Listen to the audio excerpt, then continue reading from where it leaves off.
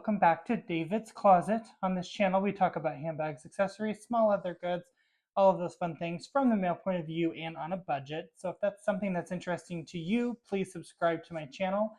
I am working really hard to grow my channel to 1,000 subscribers by the end of the year. And I'm currently filming this the same day that you saw last Wednesday's vlog. My apple pie is in the oven and I'm prepping for my next Thanksgiving dish that I am bringing, and that's my mother's famous pasta salad. I, again, just like my grandma's recipe, have made a few changes and twists to it, so you'll get to see those along the way.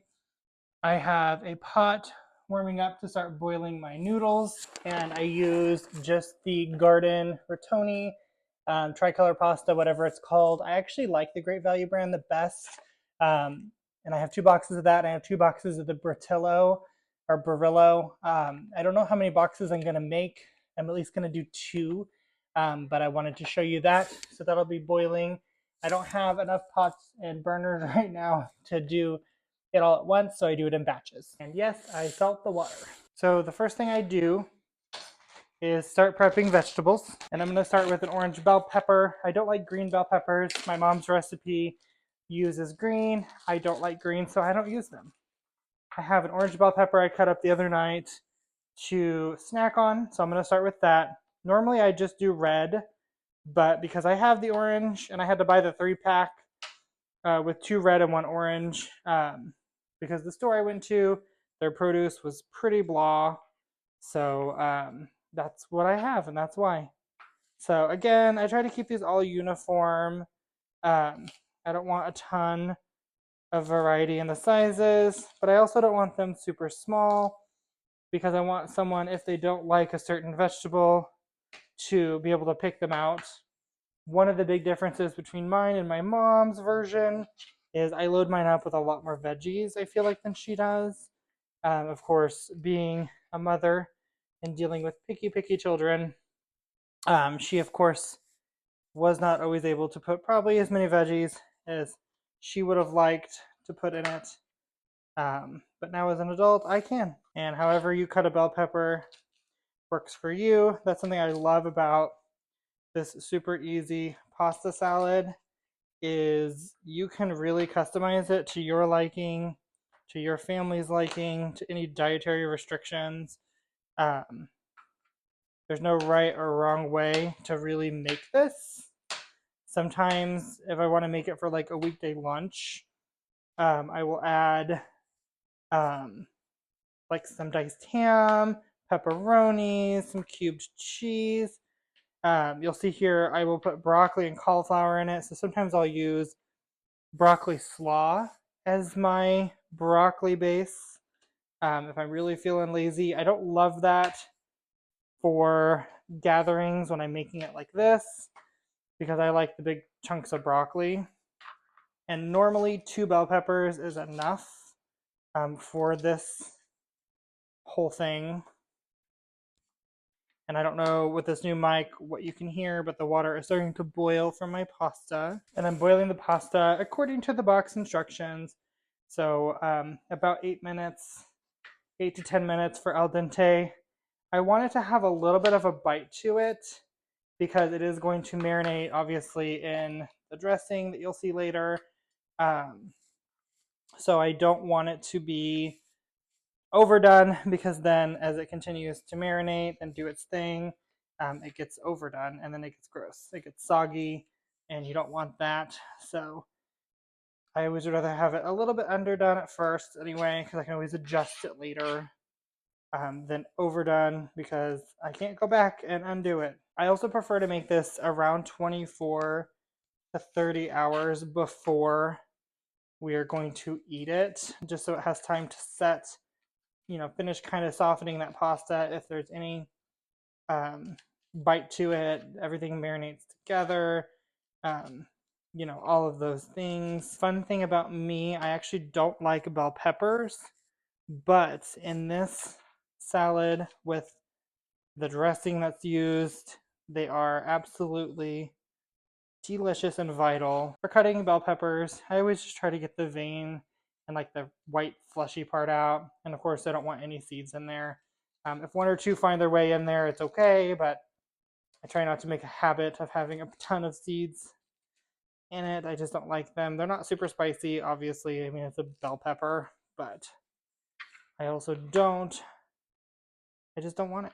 I try not to have too much mess for myself, and I love carrots, so I tend to do quite a few of them. And I always try to grab the bigger ones. Now, if you want to go through all the work, washing, peeling, whatever, I did give these a rinse here off camera. But I just go through and I'm peeling the edge off. I don't honestly spend forever scrubbing them because I'm going to peel it off. And also, while this is being done, I am going over and stirring my pasta every so often so that it doesn't stick to the pan. And I'm racing against the clock here to get these peeled before it's done. Trick for that is I always set the timer a minute or so before the box says they're done because I don't want to overcook them, so it buys me a minute or two if I'm busy prepping another ingredient because I do multitask when I make this. I sometimes will buy I like the carrot chips for this the best, but for some reason those were over $3 at the store and a pack of carrots is still 99 cents, so I saved myself a couple bucks and I will just make my little coins myself. Okay, so I'm going to cut the tip off, then the other tip, and then I just try to do, I don't know, 1/4 of an inch coins. So now I could use my mandolin, that would be much safer and much easier, I'm sure. And I could also get that fun little shape. Okay, so here's the first batch of pasta. I do have a paper towel on the bottom. I finally went and got some just to soak up some of the moisture, and then I ran cold water to kind of slow down the cooking. And I'm gonna let this sit for a minute. So there's the carrots and peppers. The next ingredient is black olives, which, fun fact about me, I hate olives more than anything. They're nasty.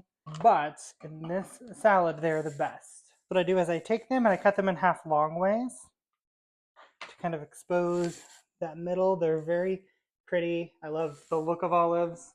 And when they soak up all the juice from the dressing we're going to toss it in, they actually are very tasty and I love them.